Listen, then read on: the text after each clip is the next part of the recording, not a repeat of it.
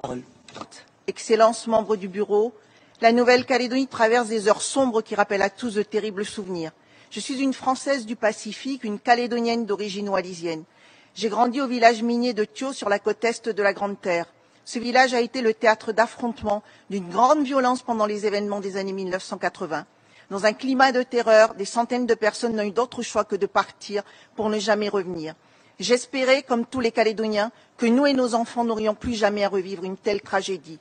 Après ces terribles événements, deux hommes, Jean-Marie Tjibaou et Jacques Lafleur, que tout opposait, ont pris la responsabilité de choisir la voie de la réconciliation et du pardon. Les accords de Matignon en 1988 et l'accord de Nouméa en 1998 ont rétabli la paix et mis en place un processus de décolonisation exemplaire. Des mesures ont été prises pour construire un destin commun et conjuguer légitimité du peuple autochtone et légitimité démocratique des autres communautés. Pour mieux partager le pouvoir institutionnel, 3 provinces ont été créées ainsi qu'un gouvernement collégial réunissant l'ensemble des sensibilités politiques. Un effort de rééquilibrage territorial considérable a été réalisé. La culture kanak a trouvé une place prépondérante. Des cadres locaux ont été formés. Aujourd'hui, les indépendantistes dirigent 4 institutions sur 5. Ces quelques exemples montrent bien le chemin accompli et l'énergie déployée au service du destin commun. Pourtant, le 13 mai dernier, ce sont 36 années de paix qui ont volé en éclats.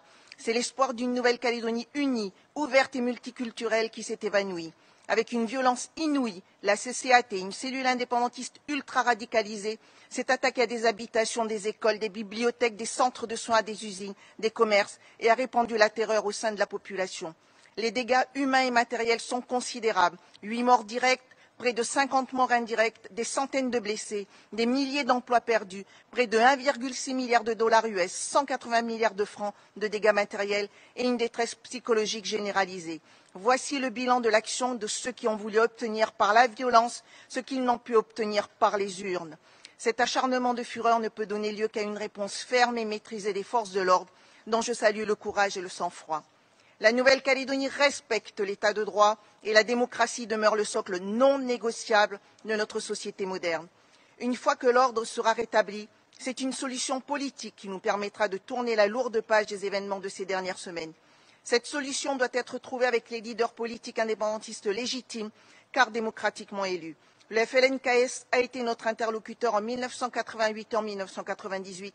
Il doit l'être de nouveau en 2024. Depuis le 3e référendum d'autodétermination de 2021, prévu par l'accord de Nouméa, les élus non indépendantistes ont participé à tous les formats de discussion possibles. Jusqu'à présent, les indépendantistes ont malheureusement refusé ces espaces de dialogue. Je profite de cette tribune pour m'adresser solennellement aux élus indépendantistes. La démocratie doit être respectée, le droit international doit être respecté.